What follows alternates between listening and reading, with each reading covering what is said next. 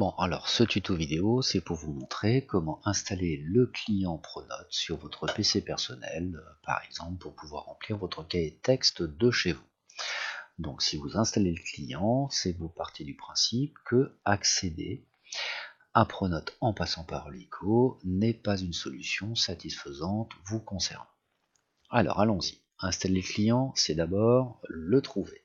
Je suis sur internet, je vais taper client Pronote enseignant, c'est écrit là-haut. Et je m'en vais cliquer sur le premier lien, à savoir index-du6education.com fr pour la partie française, télécharger-du6 pronote.php.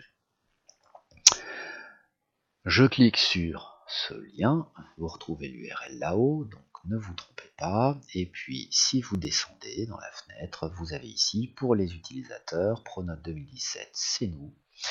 Vous êtes un enseignant, administratif, CPE, surveillant, vous voulez travailler de chez vous, c'est bien.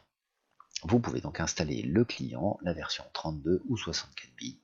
Moi je vais faire une installation du client 32 bits, ça fonctionne pour tous les PC.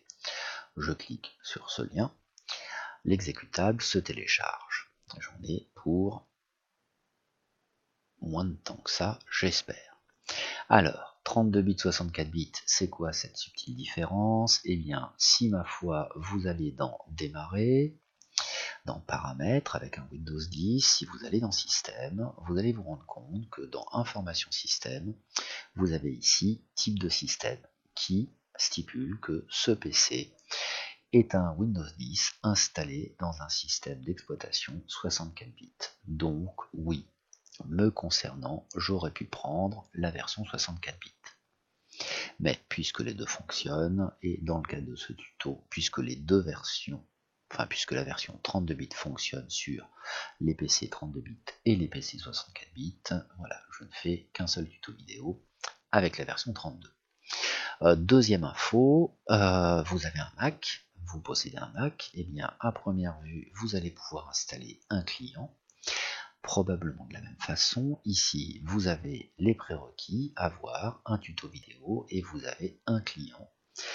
Alors, il triche un peu, il vous installe Wine, donc un émulateur Windows, et dans lequel sera déjà préinstallé le client.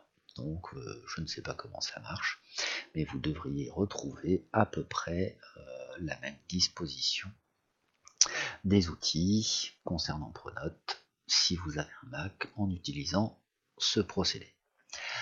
Si jamais ça ne marche pas, pas d'angoisse, vous passez par RIFL LICO, voir la vidéo précédente, vous vous connectez et vous utilisez le connecteur Pronote qui vous rebasculera dans l'interface, qui vous rebasculera sur l'interface Pronote et vous permettra de saisir votre cahier de texte, etc., etc., etc. Bien, le temps que mes 83 mégas se téléchargent, eh bien je m'en vais mettre sur pause.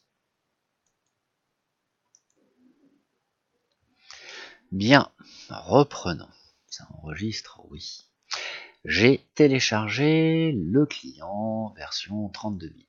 Je double-clique dessus, ouverture en cours, procédure d'installation hyper classique, ça décompresse. C'est du suivant, suivant, terminé. J'accepte, suivant. Je laisse suivant, en français, suivant. Des installations, des dépendances, raccourci bureau, j'achète, suivant. Lancer client, terminé. Donc internet, je n'en ai plus besoin, j'ai maintenant cette petite icône sur mon bureau.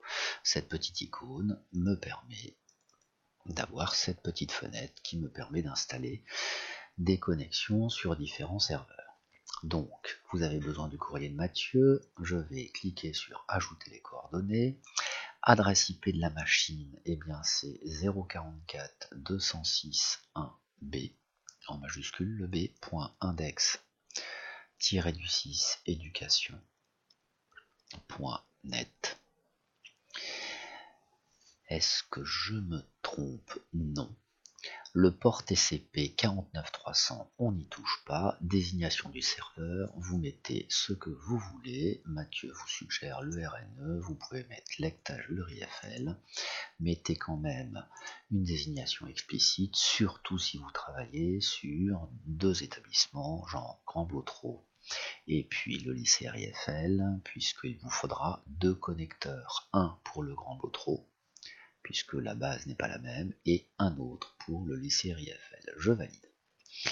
Alors, pour me connecter sur le serveur Pronote de l'établissement, rien de plus simple, il me suffit de cliquer sur cette icône. Je vous parlerai de ces 3 petits boutons après. Si je clique dessus, voilà, mon installation est réussie, je dois me connecter en tant qu'enseignant. Vous reprenez le courrier de Mathieu, vous avez votre nom, Pierre, enfin le mien là sur le coup, Pierre.Troulet, et puis le mot de passe, alors c'est tout en majuscule me concernant. Voilà, ce mot de passe pour Pronote, si vous voulez que ce soit le même que le mot de passe d'ouverture de session Windows, quand vous êtes au lycée, eh bien il faut passer voir Mathieu. Je valide, et hop, bienvenue chez moi.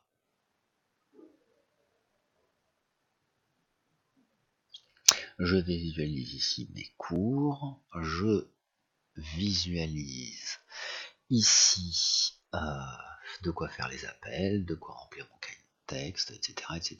D'autres vidéos viendront pour vous montrer comment ça marche. Bon, ben, quittez Pronote, c'est pas bien compliqué, je m'en vais, fichier quitter, ou alors cliquez sur la croix, hop. Et voilà. Alors si jamais je relance le client, et si vous voulez une icône qui vous permet d'accéder directement au lycée RIFL, ben c'est ça sert à ça. Vous allez pouvoir rajouter un raccourci. Donc je clique dessus, le raccourci il est créé là-haut, ça je ferme. Et la différence entre cet outil, cette icône, et puis celui-là, c'est que celui-là, vous avez la petite fenêtre qui s'ouvre avec tous les serveurs que vous avez paramétrés, si jamais il y en a plusieurs, alors que celle-là, ben, ça vous lance directement sur la base ENT du lycée RIFL, en vous demandant qui vous êtes et qu'est-ce qui prouve que vous êtes bien celui que vous estimez être. Sur cette question distancielle, fin de ce tuto vidéo, comment installer le client Pronote chez soi sur son PC, parce qu'on estime que c'est plus rapide et parce que la solution Helico qui vous bascule vers Pronote ne vous convenait pas.